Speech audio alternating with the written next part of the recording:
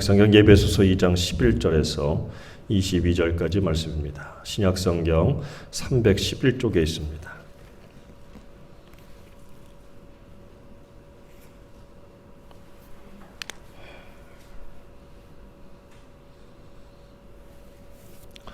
저와 같이 말씀을 한 목소리로 봉독합니다. 시작. 그러므로 생각하라. 너희는 그때에 육체로는 이방인이요 손으로는 육체에 행한 할례를 받은 무리라 칭하는 자들로부터 할례를 받지 않은 무리라 칭함을 받는 자들이라. 그때에 너희는 그리스도 밖에 있었고 이스라엘 나라 밖의 사람이라. 약속의 언약들에 대하여는 외인이요 세상에서 소망이 없고 하나님도 없는 자이더니 이제는 전에 멀리 있던 너희가 그리스도 예수 안에서 그리스도의 피로 가까워졌느니라.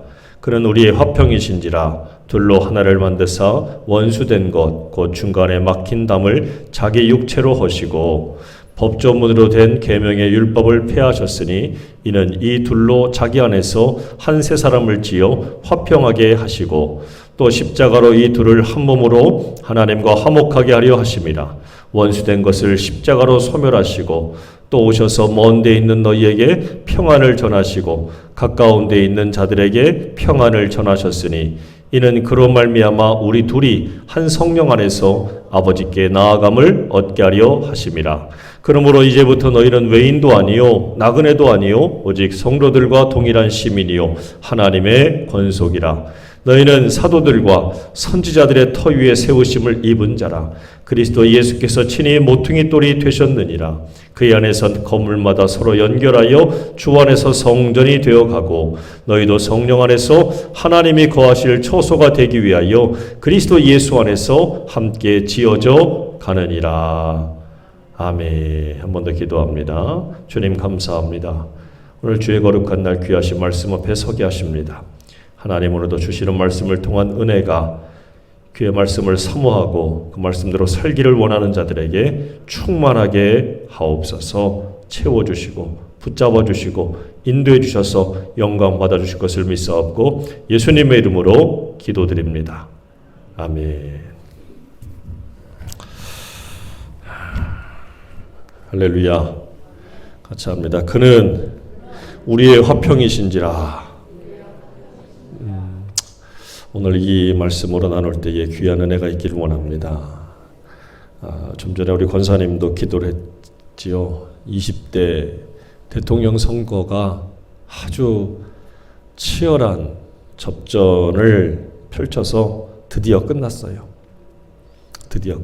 아주 0.7%또 정도 이 정도 왔다 갔다 하는 그런 차이로, 그러니까 1%도 안 되는 차이로 이 선거가 끝났지요. 선거가 끝나고 나니까 이래요, 표정이. 누구는 뭐 하나님 감사합니다. 뭐 이렇게 막 찬양하고 기뻐하는 사람이 있고, 한 사람은 이제 이 나라 어떡하냐고, 이제 무슨 당장 망하는 것처럼 그렇게 안타까워하는 분들도 봤어요. 실제로 이런 두 가지의 마음이 지금 대립하고 있지요. 근데 제가 선거를 보면서 마지막에 첫 번째로 나왔던 1번 기호였던 이재명 후보가 바로 패배 선언을 했어요. 0.7%가 아니라 더 박빙의 차이가 났어도 그냥 마치 준비한 것처럼 깨끗하게 승복했고 더 이상의 논란이 일어나지 않았다는 것은 참 감사하게 다양하게 여기고 있어요. 근데 제가 이번 선거를 보면서 참 못됐다라고 하는 생각을 하나 했어요. 못됐다. 여러분, 제가 무슨 어떤 편을 들어서 하는 얘기가 아니라 무슨 얘기냐면, 지금까지 계속 오면서 21세기가 되고 2022년이 돼서 대통령 선거를 치르는 지금도 우리가 벗어나지 못하는 모든 것은 갈등과 분열의 정치를 하고 있다는 거예요. 갈등과 분열의 정치를 계속 이거를 무마시키고 하나로 만드는 일을 해야 될 사람들이 그걸 하지 않고 오히려 이용하고 있는 것 아닌가. 그래서 지금 저렇게 지도에서 보듯이 아주 동과 서로 나눠지고, 우리 충청도는 이게 지금 어느 때는 파란색으로 어느 때는 빨간색으로 왔다 갔다 계속하고 있는 이걸 하는 거죠. 갈등과 분열을 일으키면 네 편하고 내 편하고 갈라지는 거예요. 편가르기라는 거죠. 여러분, 사람들이 편을 가르면요, 그때부터는 어떻게 하는 줄 아십니까? 안 시켜도 알아서 싸워요. 우리 초등학교 때도 잘하잖아요. 백군과 천군 나눠놓으면 선생님들이 이제 안 시켜도 지들끼리 응원하고 지들끼리 알아서 싸워요. 정치가 꼭 그러고 있어요, 지금. 편가르기를 자꾸 하고 있는데, 제가 정말 안타까운 것 중에 하나가 바로 지금 우리나라에도 이런 모습들이 계속 지속이 됐어요. 이제는 국가가, 국민이 반발이 됐어요, 이제. 여러분, 정치가 이거 빨리 해결해야 돼요. 정치가. 그래서 저는 이렇게 말하고 싶어요. 대통령 선거에 대한 얘기는 더 이상 하고 싶지 않지만, 갈등과 분열로 앞으로 재미 좀 안 봤으면 좋겠어요. 재미를 보는 것 같아요, 지금. 이거 재미를 봤다는 얘기는 뭡니까? 앞으로 이거 또 하겠다는 얘기예요. 또 할 수도 있다는 얘기예요. 앞으로 총선도 있고 무슨 선거도 있고 계속 있을 때마다 지역 갈등 일으키고 사람들, 국민들 마음을 자꾸 좌로우로 남과 북으로 갈라놓으려고 할 거예요. 여러분, 이거 하면 안 돼요. 이거 어렵습니다. 이게 어려운 걸 알지만 분명히 이거 멈춰야 돼요.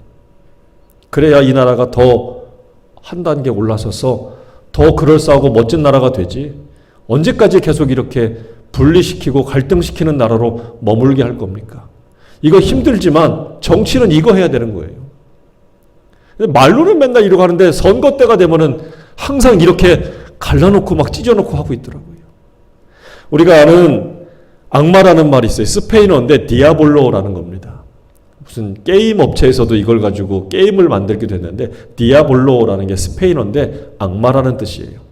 근데 이 악마라고 하는 이 디아라는 거하고 볼로라고 하는 것은, 볼로스라고 하는 것을 이제 두 가지 말에 합치는 건데, 뭐뭐 사이에 집어 던진다, 이런 의미예요. 디아라는 말이 사이에다가 집어 던진다. 근데 왜 집어 던집니까? 둘이 합치라고? 아니, 찢어지라고. 멀어지라고. 그 사이에다가 집어 던지는 거예요. 그러니까 이걸 우리가 다른 말로 뭐라고 그래요? 이간질 시킨다라고 하잖아요. 사이가 좋은데, 남녀 사이가 좋은데, 연인 사이가 좋은데, 부부 사이가 좋은데, 형제 사이가 좋은데, 그 사이에 누가 가가지고 야, 제가 네 욕했다, 한마디 던지는 거죠. 당신 남편 요즘에 좀 이상한 것 같아, 한마디 던지는 거예요. 그러면 이게 일파만파도 퍼지고 마음을 막 흔들어 놔요. 여러분, 이게 디아볼로, 악마라고 하는 뜻이더라고요. 지금도 악마는 바로 뭐합니까? 우리와 하나님 사이에 계속해서 집어 던지고 있지요. 야, 하나님이 너를 돌봐줄 것 같아? 네가 뭐라고? 넌 아무것도 아니야. 넌 별것도 아니야. 너 같은 거 거들떠 보지도 않을 거야. 하나님은 너를 버렸어. 이런 교수로 계속 우리를 집어 던지고 뒤흔들어 놓고 있다는 거지요. 하나님과 우리 사이, 우리와 우리 사이에도 끊임없이 마귀는 지금도 뭔가를 집어 던지면서 그 사이를 멀어지게 만들고 있다는 거예요. 화합하고 화목하는 건 쉽지 않습니다. 원래부터 그랬다면 참 좋은데, 한 번 갈등과 분열을 맛보고 찢어지고 나뉘어지면 그때 다시 이거를 봉합하고 하나로 만드는 건 정말 어렵더라고요. 어려워요. 근데 어렵지만 어려운 걸 해내는 게 정치예요. 그거 하라고 정치하는 거지. 갈라지고 찢어진 거, 멀쩡한 것도 찢어져 버리고 찢어진 거 더 찢어지게 만들면 그거 정치 왜 합니까? 다 사표 내야지. 그래서 전 부디 이번 정권뿐만 아니라 이런 모든 사람들이 이런 마음을 가졌으면 좋겠어요. 더 이상 안 찢었으면 좋겠습니다. 하나로 만들었으면 좋겠어요. 여러분들 옛날에 이거 다 해보셨죠? 뭐 하는 겁니까, 지금? 아이들이 시험 볼 때 책가방을 딱 세우고 넘어오지 마 그랬잖아요. 옛날에 시험 볼 땐 저랬지만 평상시에도 저랬더라고요. 딱 세워놓고 넘어오지 마. 넘어오면 막 꼬집고 때리고 막. 나중엔 책가방이 없어지고 이렇게 줄을 걷어요. 줄을 걷고 하는 말이 뭐예요? 넘어오지 마. 그러니까 우리 마음속엔 사실 그런 것들이 있거든요. 넘어오지 마. 줄 걷고 편을 가르고 나누고 하는 이런 것들이 계속 반복이 돼요. 지금 우리나라에도 뿐만 아니라 전 세계적으로도 정치, 이웃, 기업, 국가 모든 것에 대한 신뢰가 상당히 불신을 받고 있지요. 정치를 믿을 수가 있어. 경제를 믿을 수가 있어. 회사를 믿을 수가 있어. 옆집 사람도 믿을 수가 없어. 윗집 사람도 믿을 수가 없어. 툭 한번 올라가서 시끄럽다고 이제는 막 칼부림을 부르고 이웃사촌이라는 말이 무색할 정도로 어렵게 되었습니다. 자, 그런데 이런 것들은 시간이 지나면서 사람이 반복하고 시간이 지나고 또 그런 아픔을 겪으면서 얼마든지 바뀔 수도 있더라고요. 시간이 지나서 그렇지. 사람이 시간이 지나면서 안 좋은 것도 있지만 시간이 지나면서 분명히 바뀌는 게 있어요. 노력하면은 변하는 게 있어요. 안 좋았던 사이도 개선시킬 수 있고 싸웠던 사이도 화해될 수 있고 그렇지요. 얼마든지 사람의 노력이나 생각이나 환경이나 어떤 상황에 따라서 바뀌어지기도 해요. 바뀌어지기도 해요. 그런데 절대 안 되는 게 있더라고요. 결단코 안 되는 게 있어요. 성경에서 그걸 바로 뭐라고 그럽니까? 죄라고 그러더라고요. 죄. 하나님과 우리 사이를 가로막았어요. 세상의 모든 것들은 사람의 노력 여하에 따라서 원수 같은 나라도 하나가 돼서 다시 한 몸이 되기도 해요. 세계 유일의 분단 국가는 우리나라이긴 하지만 저 독일 같은 경우에도 서로 으르렁거리고 싸우다가 하나가 됐잖아요. 저 러시아하고 우크라이나 지금 전쟁을 벌이지만 또 나중에 어떻게 될지 모르는 거예요. 그런데 하나님과 우리 사이에 막혀있는 이 죄 문제는 세상에 있는 그 어떤 노력을 기울인다 하더라도 결단코 해결해 줄 수도 해결할 수도 없다라는 사실입니다. 왜? 죄는 하나님과 섞일 수가 없어요. 하나님은 죄를 기뻐하지도 않고 함께하지도 않고 싫어하십니다. 그래서 이 죄 문제를 가지고 있는 인간은 하나님과 결단코 하나가 될 수 없고 건너갈 수가 없어요. 혹여 선행, 착한 일을 많이 하면 되지. 내가 뭐 어떤 종교를 통해서 가지고 있으면 되지. 도덕적으로 바르게, 윤리적으로 바르게 생각하고 살면 되지. 남에게 해 끼치지 않으면 되지. 라고 하면 좋을 텐데 이것도 어느 정도 사람의 발전이나 어떤 나아가는 면은 있겠지만 이걸 가지고 이 죄 문제를 완전히 해결할 수 없다라는 거예요. 왜? 죄 문제를 해결해 준다는 얘기는 누군가가 죄 없는 것이 죄 있는 것들을 해결해 줘야 돼요. 그런데 알다시피 나도 죄인인데 너도 죄인이. 죄 가진 사람이 죄 가진 사람을 향해서 내가 네 죄 다 없애줄게 용서해줄게 라고 한다면 여러분 어떻게 하겠습니까? 웃기고 있네 그럴 거예요. 극단적으로 한번 얘기해 볼까요? 교도소에 갇힌 사람이 죄를 짓고 교도소에 갇힌 사람이 우리를 보고 하는 말이 다 모든 죄를 다 해결받았어. 나도 죄 없고 당신도 죄 없어 라고 한다면 여러분 뭐라고 하시겠습니까? 아니 자기는 지금 죄 짓고 교도소에 갇힌 사람이 교도소 밖에 있는 우리를 향해서 그렇게 얘기한다면 얼마나 우습겠어요. 말이 안 되잖아요. 그래서 결국은 성경은 이것을 가리켜서 하나님과 우리 사이는 절대 건너갈 수 없고 해결할 수 없는 이 사이를 가리켜서 뭐라 그러냐? 원수지간이 됐대요. 무슨 지간이요? 하나님과 우리는 원수가 됐대요. 원수. 여러분 보세요. 그래서 우리는 어디로 가게 돼 있느냐? 하나님과 원수가 됐으니까 하나님이 계신 천국이 아니라 반대편에 지옥으로 갈 수밖에 없다고 성경은 얘기해요. 착각하지 마세요. 하나님이 보내는 게 아니에요. 우린 자꾸 이 예전의 사고방식을 통해서 자꾸 하나님이 우리를 지옥으로 밀어붙인다고 생각하는데 말 안 들으면 지옥불에 던져버린다. 그게 아닙니다. 애당초 인간은 이 죄 문제를 해결할 수 없기 때문에 지옥으로 그냥 가게 돼 있는 운명이에요. 스크루테이프의 편지라고 하는 이 책에 보게 되면 지옥으로 가는 길이라고 하는 것에 대해서 제가 전에도 소개했는데 이렇게 써 있습니다. 우리가 지옥으로 가는 길은 험한 가시나무 길이 아니다. 한 걸음 한 걸음 안전한 길이다. 그 길은 경사도 완만하고 걷기도 쉬운 데다가 갈림길도 이정표도 없는 아주 편한 길이다. 그래서 이걸 한마디로 완만한 경사길이라고 얘기합니다. 그냥 쉽게 가다가 보면 어느 순간에 여기가 어디예요? 지옥의 문턱에 온다는 거지요. 인생이 바로 그렇게 가는 거예요.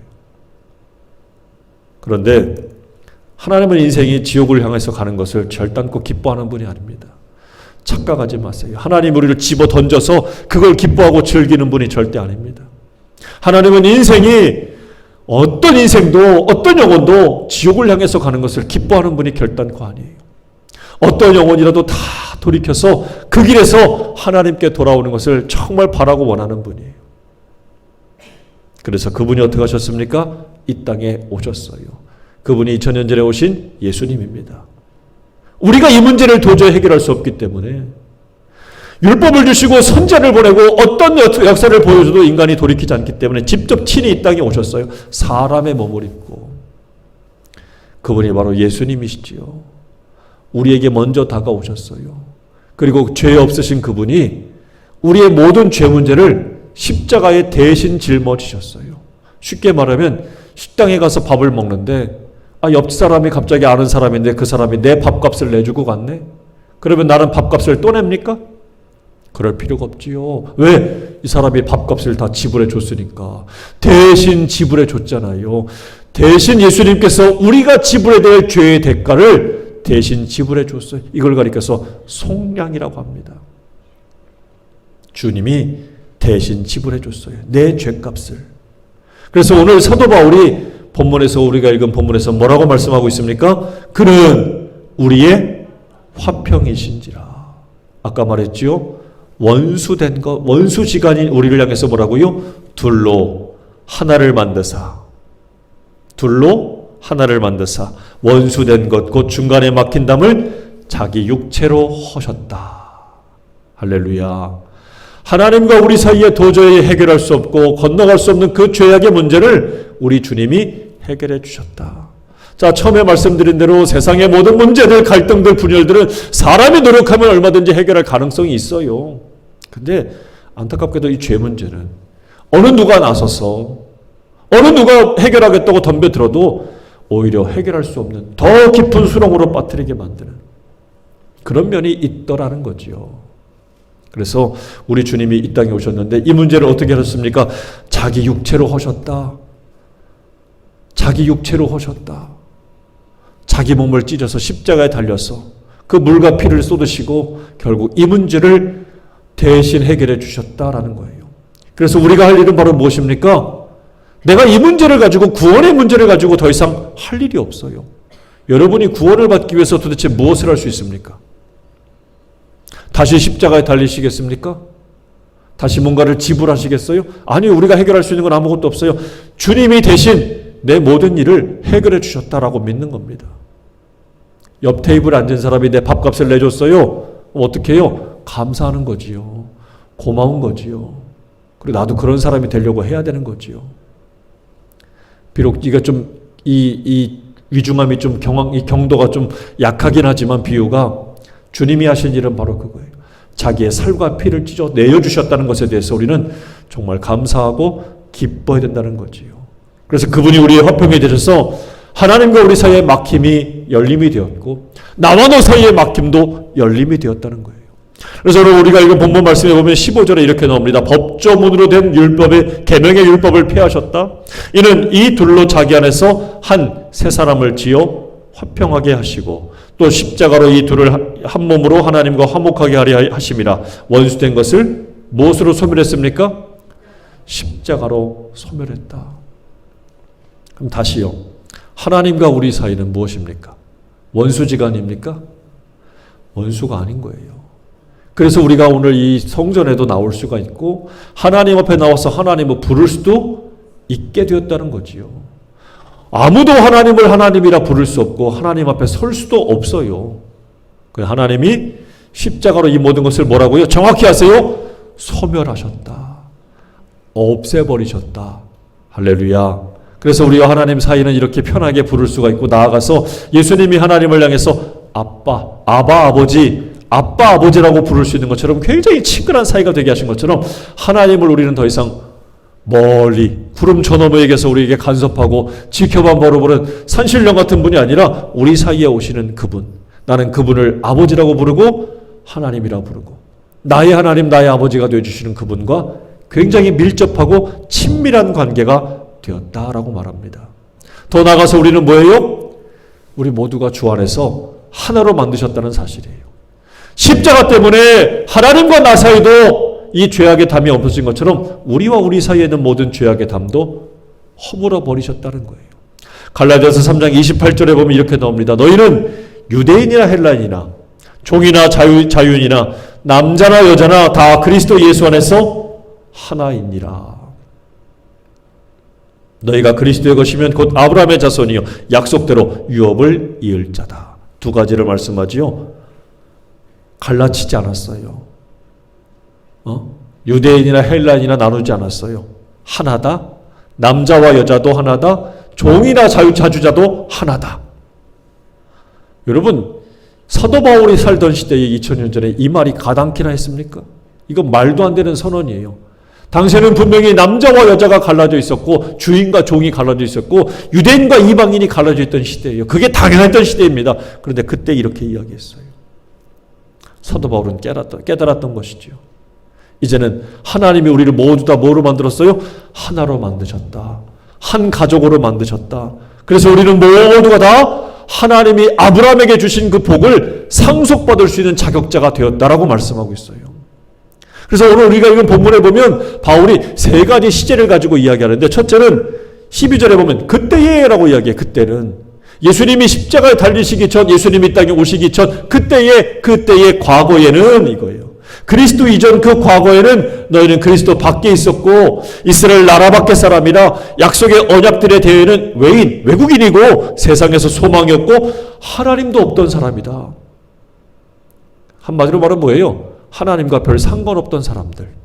옛날에는 그런데 19절에 보니까 그러므로 이제는 그리스도가 오신 현재에는 우리가 완전히 바뀌었다. 신분이 변화됐다고 이야기해요. 너희는 외인도 아니요 나그네도 아니요 오직 성도들과 동일한 시민이요 하나님의 뭐라고요? 권속이래요. 성도 하나님의 권속. 여러분 이 권속이라는 말이 뭐냐면 돌아볼 권자에 엮을 속자. 엮어서 그 같이 있는 사람들을 막 돌아보는 사이예요. 그게 바로 뭐냐면 가족을 얘기합니다. 한 집안 식구예요. 한 집안 식구가 뭐 부모, 형제, 형제끼리 또 막 이렇게 엮여 있는 것처럼 그 사람들을 돌보는 관계를 권속이라고 하더라고요. 이게 한마디로 하면 가족입니다. 가족이 얼마나 소중해요. 그래서 이 소중한 가족을 가리켜서 우리가 뭐라고 합니까? 피는 뭐보다 진해요? 그래요. 운동에 가면은 10명이 달리기 해도 딱 하나만 내 눈에 들어와. 누구요? 누가 내 눈에 들어와요? 남의 집 새끼가 내 눈에 들어옵니까? 아니요. 내 자식만 내 눈에 막 들어오지요. 그거 막 잘 뛰면 막 좋은데 뒤에서 조금 막 쳐져가면 안타까워서 좀 더 빨리 뛰라고 막 응원하고 그러잖아요. 왜요? 피 때문에 그렇잖아요. 혈연 관계가 그래서 사람에게 굉장히 중요하잖아요. 근데 여러분 아십니까? 왜 하나님의 권속이라고 사도 바울이 말합니까? 바로 우리가 그리스도의 피로 엮여있기 때문에 그래요. 그리스도의 피로 예수님의 피 흘리심으로 우리가 엮여있기 때문에 누구와? 하나님과 엮여있기 때문에 또 우리가 서로가 그리스도의 피로 엮여있는 사이가 되었기 때문에 우리를 가리켜서 하나님의 권속, 하나님의 한 가족이라고 말하고 있습니다. 다른 말로 우리는 예수 그리스도 안에서 한 가족이다라는 거예요. 근데 오늘날 점점 세상의 논리에 밀리고 있어요.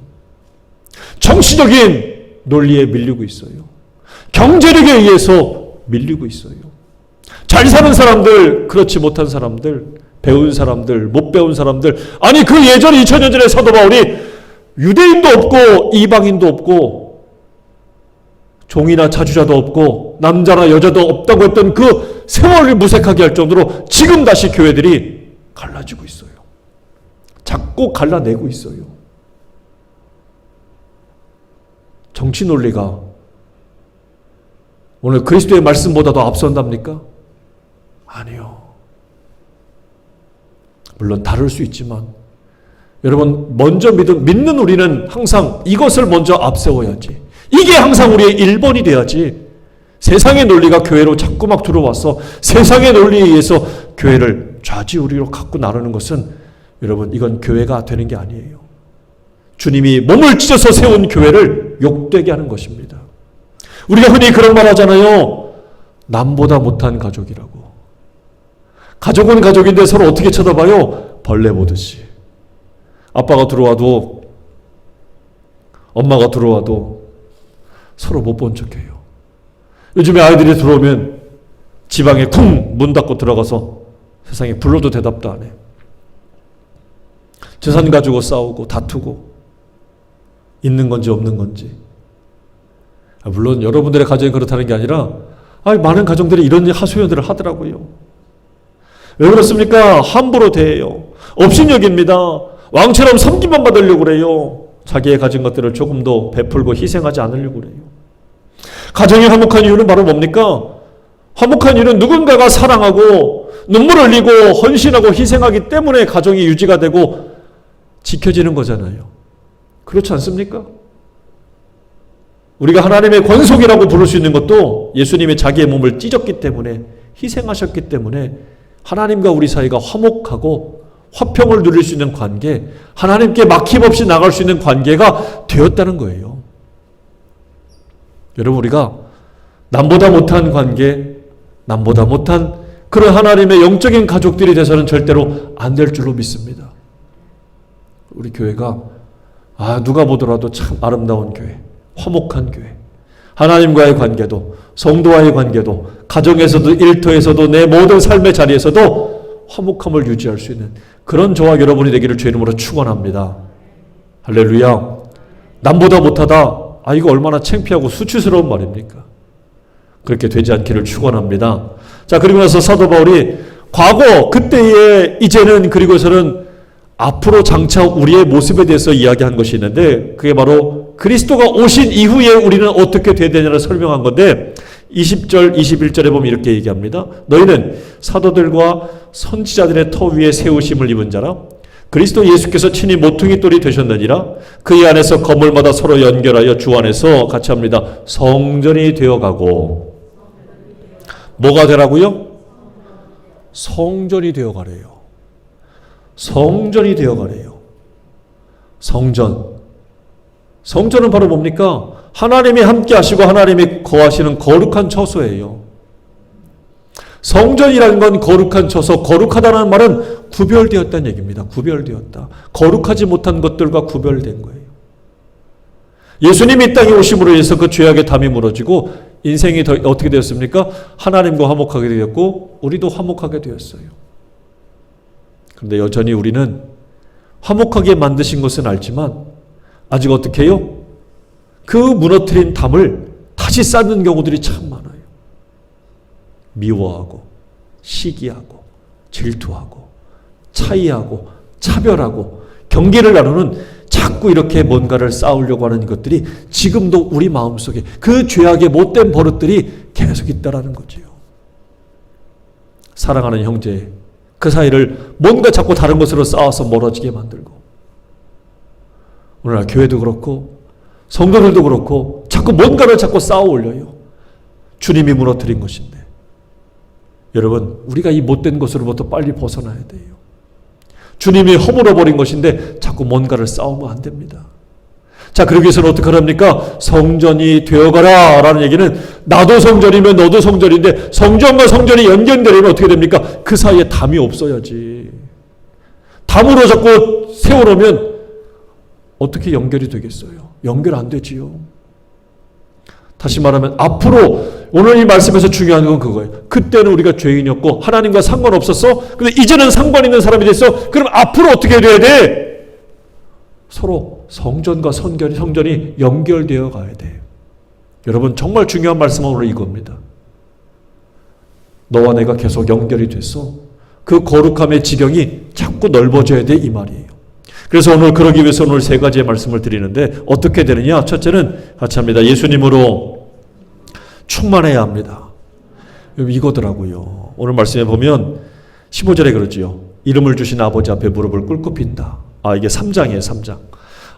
그의 영광의 풍성함을 따라 그의 성령으로 말미암아 너희 속사람을 능력으로 강건하게 하시오며 믿음으로 말미암아 그리스도께서 너희 마음에 계시게 하시옵고 너희가 사랑 가운데서 뿌리가 박히고 터가 굳어져서 능히 모든 성도와 함께 지식에 넘치는 그리스도의 사랑을 알고 그 너비와 길이와 높이와 깊이가 어떠함을 깨달아 하나님의 모든 충만하신 것으로 너희에게 충만하게 하시기를 구한다. 바울이 이걸 위해서 뭐라고요? 무릎 꿇고 기도한대요. 뭘 위해서? 너희가 그리스도의 사랑으로 충만해지기를 내가 무릎을 꿇고 기도한다. 예배소 교인들아, 이렇게 권면하고 있어요. 여러분, 우리가 정말 오늘 이 바울의 기도처럼 이거 깨달아야 돼요. 이거 받아야 돼요. 무엇으로 충만해야 됩니까? 예수님으로 충만해야 돼요. 바울은 예수님으로 말미암아 우리가 마음에 계시게 하라고 그랬어요. 17절의 말씀 보면 예수님을 마음에 계시게 하랍니다. 근데 그것만 끝나는 게 아니라 어떻게 하라고요? 그 사랑 가운데서 뿌리가 박히고 터가 굳어지라고 그래요. 주님을 아는 지식뿐만 아니라 그 사랑까지도 알라고 합니다. 그리고 어떻게 하라고요? 충만해지래요. 찔끔찔끔 나오는 게 아니라 콸콸콸콸 나올 수 있는 그 사랑으로,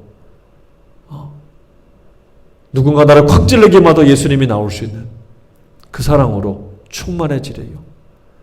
여러분, 예수님으로 가득히 채울 수 있는 저와 여러분 되길 바랍니다. 자꾸 세상의 논리가 예수님보다 앞서지 않게 하세요. 예수님으로 충만해질 때 우리가 어떻게 될 수 있습니까? 서로 화목하게 되고 하나가 되게 하신 것을 지킬 수가 있어요. 두 번째, 4장 1절과 2절에 보면 이런 말씀이 나와요. 그러므로 주 안에서 갇힌 내가 너희를 권하노니 너희가 부르심을 받은 일에 합당하게 행하여 모든 겸손과 온유로 하고 오래 참음으로 사랑 가운데서 서로 용납하라. 어떻게 하랍니까? 화목하고 하나가 되게 하신 것을 지키려면 사랑으로 용납하래요. 같이 합니다. 사랑으로 용납하라. 2절에 보니까 그렇게 말씀하지요. 겸손하고 온유하고 오래 참고 사랑하고 어떻게 하라고요? 용납하래요. 이게 오늘 우리가 가져야 될 모습이라는 거죠. 이 모습을 간직할 때 그 하나 되게 하신 것을 지킬 수가 있고 무너뜨리지 않게 할 수가 있어요. 여러분, 비록 이전까지 어떤 모습이 있던 우리가 예수님을 믿고 예수님을 안 이후에는 예수님이 우리를 이렇게 몸을 찢어서 사랑하신 것처럼 우리도 그렇게 할 수 있기를 간절히 바랍니다. 그래야 하나님과 내가 하나가 될 수 있고 그것을 유지할 수 있고 성전과 성전이 이어서 연결이 되어서 더 넓어지는 것처럼 그렇게 되어갈 수 있는 줄 깨닫는 저와 여러분 되길 바랍니다. 디모데후서 4장 11절에 보면 이런 말씀이 나와요. 바울이 감옥에 갇혀서 디모데를 향해서 이렇게 권면하지요. 누가만 나와 함께 있다. 내가 올 때에 마가를 데리고 오라. 그가 나의 일에 유익하다. 사실 마가는 바울이 1차 전도 여행을 떠날 때 힘들어서 못하겠다고 중간에 도망갔어요. 바울은 그런 마가가 굉장히 못마땅했습니다. 어떻게 감히 하나님의 일을 하는데 못하겠다고 지 힘들다고 도망가? 저런 놈은 절대 상종하면 안 돼. 근데 그 마가는 사실 바나바의 조카였어요. 바나바는 바울을 이끌고 안디옥에서 1년 동안 같이 공동 목회를 할 정도로 모두가 다 바울을 싫어하고 오해할 때에 그를 끔찍히 챙겼던 사람입니다. 그런데 마가 때문에 결국 바울은 바나바와도 헤어지게 됐어요. 얼마나 안타까워요. 서로 이 마가 때문에 얼마나 많은 아픔이 생겼습니까? 그런데 노년에 감옥에 갇힌 바울이 이 바나바를 향해서, 이 마가를 향해서 뭐라고요? 마가를 데리고 오래요. 왜? 이제는 유익하다. 앞에서 말한 것처럼 바울이 말씀만 한 게 끝난 게 아니라 인생의 노년이 접어들면서 깨달은 거예요. 이제는 사랑으로 용납해야 되겠구나. 용납해야 되겠구나. 나이가 들어갈수록, 시간이 갈수록 원수가 되고 담을 더 높이 쌓는 사람이 되는 게 아니라 예수님 때문에 그 담을 무너뜨리고 사랑 안에서 용납하는 사람이 되어야 될 줄로 믿습니다. 그런 사람이 화목하게 하는 사람이요. 마지막으로 성령으로 하나 되게 하신 것을 힘써 지키라. 오늘 4장 3절에서 그렇게 말씀하고 있는데 평안에 매는 줄로 성령이 하나 되게 하신 것을 어떻게 하라고요? 힘써서 지키랍니다. 같이 합니다. 힘써 지키라. 하나님이 이렇게 만들어 놓으신 것을 우리가 헌신짝을 버리듯이 가볍게 여기고 별것 아닌 것처럼 여기지 말고 힘써서 지키래요. 바울이 왜 이렇게 얘기하는 줄 아십니까? 바울은 교회의 분열을 많이 목격한 사람이에요. 이미 고린도 교회를 갔더니 그 교회가 어떻습니까? 바울파, 아볼로파, 게바파, 게바는 베드로예요. 그리스도파. 파벌이 나눠져 가지고 자기들끼리 서로 싸우고 다투고 있는 모습을 본 겁니다. 야, 언제 내가 너희를 위해서 십자가에 죽었냐? 바울이 언제 베드로가 너희를 위해서 십자가에서 죽었냐? 아무도 우리는 그렇게 하지 않았다. 오직 예수님만이 그렇게 했는데 왜 너희들은 찢어지느냐? 바울이 막 책망하지요. 오늘날도 마찬가지 아닙니까? 교회가 얼마나 갈등과 분열을 많이 일으킵니까? 좋게 말해서 다양성이지만 사실은 오해하고 다투고 갈라지고 찢어지는 일들이 많아요. 웃기는 얘기 하나 해줄게요. 이게 뭐지요? 뭐지요, 이거 여러분? 좋아하는 거. 안 좋아하시나? 닭다리. 근데 여러분, 이것 때문에 싸워서 갈라진 교회 이야기 아십니까? 말이 안 되지요. 아니, 무슨 닭다리 때문에 교회가 싸워서 갈라져? 우리나라가 아니에요. 저 미국에서 있었던 일인데, 한 교단인데, 그 교회에 회식이 있었고, 식사를 해서 다 먹다가 마지막으로 요 닭다리 하나가 딱 남았다는 거예요. 그때 한 사람이 그럽니다. 야! 요 닭다리 하나 남았는데 요거를 딱 먹는 건 하나님의 뜻이야. 그러니까 내가 먹어야겠다. 딱 집어들었습니다. 그랬더니 반대쪽에 있는 사람이 아니 무슨 하나님이 그런 것까지도 개입을 하셔. 말도 안 되지. 하나님이 무슨 닭다리 하나 먹는 것까지도 개입을 해? 야, 그건 말도 안 돼. 이걸 가지고 싸우기 시작했어요. 말이 돼요? 근데 이게 서로 싸움이 됐습니다. 결국은 싸워져가지고 이 싸움한 교회 교인 중에 하나가 나가서 그 교회로부터 2km 떨어진 곳에다가 교회를 새롭게 세웠어요. 웃기지요? 그렇게도 교회가 갈라져요. 심지어는 커튼 색깔을 뭘로 할까? 하얀색이냐 노란색이냐 빨간색이냐 하다가 싸워서 갈라지기도 했어요. 지금도 마귀는 계속해서 우리 사이에다가 뭔가를 집어 던지고 있어요. 갈라지고 찢어지게 만드는 것. 근데 여러분께 한번 여쭤볼 싶어서 이걸 얘기 드렸는데, 여러분이라면 만약에 닭다리 하나가 딱 남았어. 어떡하실 거예요? 여러분이라면 어떻게 하시겠습니까? 닭다리 하나가 딱 남았어요. 이건 내 거야. 내가 먹는 게 하나님의 뜻이야. 그럴 겁니까? 저 생각해 봤어요. 우리 교인들이면 어떻게 하실까 생각해 봤더니 세상에 너 먹어라 줄 것 같아요. 그리고 더 나가서 커피까지 맛있게 타가지고 후식도 줄 것 같더라고. 그렇게 하실 분들은 아멘 해보셔요. 아니 진짜 생각해 보니까 그렇게 하실 것 같더라고. 닭다리도 주고 커피까지 주고 맛있는 과일도 챙겨서 더 줄 것 같더라고요.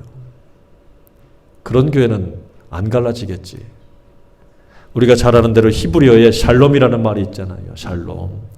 평화, 평강, 평안. 이 샬롬이라는 말에서 히브리어, 이 헬라어의 에이렌의 평화라는 말이 나왔거든요. 평화. 어떻게 해야 평화가 임할까? 다른 게 없어요. 우리를 위해서 몸찢으신 예수님의 마음을 품어야 돼요. 예수님의 마음을 품어야 돼. 다시 말하면 예수님이 임하셔야 진짜 평화가 임한다는 얘기입니다. 사람들이 맨날 입으로 평화 떠들어도 평화가 아니에요. 가짜지요. 언젠가는 저렇게 러시아와 우크라이나처럼 우리 여당과 여당처럼 틈만 나면 싸움할 수 있는 거리들이 우리에겐 굉장히 많아요. 진짜 평화 아니지요. 진짜 평화는 어떻게 임합니까? 예수님이 임하셔야, 성령께서 개입해 주셔야 진짜 평화가 오더라. 진짜 샬롬이 오더라. 어떻게 해야 가정에 평화가 임합니까? 예수님의 마음이 임해야 진짜 평화가 임해요. 그러기 위해서 내가 내 마음속에 있는 예수님의 마음이 아닌 것들을 몰아내야지요. 예수님의 마음으로 채워줘야 돼. 그래야 내 마음속에 진짜 평화가 임하고 나와 함께 있는 사람들에게도 진짜 평화를 줄 수가 있습니다. 여러분, 이것을 위해서 하나님께 요청하시길 바랍니다. 하나님이 임재하시는 그곳이야말로 진짜 평화가 임할 수 있어요. 내 생각과 내 방법을 내려놓고 성령께서 내게 역사하시고 임하시도록 요청하시길 바랍니다. 주님, 내 마음에 오시옵소서. 나를 내려놓고 진짜 평화를, 하나님과 나 사이에 막힘없는 평화를, 나와 너 사이에 막힘없는 평화를 내가 맛보고 싶습니다. 그런 평화를 얻으시고 누리시길 바랍니다. 그리고 절대로 빼앗기지 마세요. 지금도 와서 뭔가를 집어 던지면서 우리 사회를 갈라 놓으려고 하는 저 악한 영들 앞에서 절대로 빼앗기지 않기를 바랍니다. 힘써서 지키시길 바랍니다. 전도서 4장 12절에 한 사람이면 패하겠거니와 두 사람이면 맞설 수 있나니 세 겹줄은 쉽게 끊어지지 않는다. 같이 한번 해보겠습니다. 내가 있고 당신이 있고 화평케 하시는 예수님이 계시면 우리는 결코 끊어지지 않습니다. 다시 한번 합니다. 내가 있고 당신이 있고 화평케 하시는 예수님이 계시면 우리는 결코 끊어지지 않습니다. 할렐루야.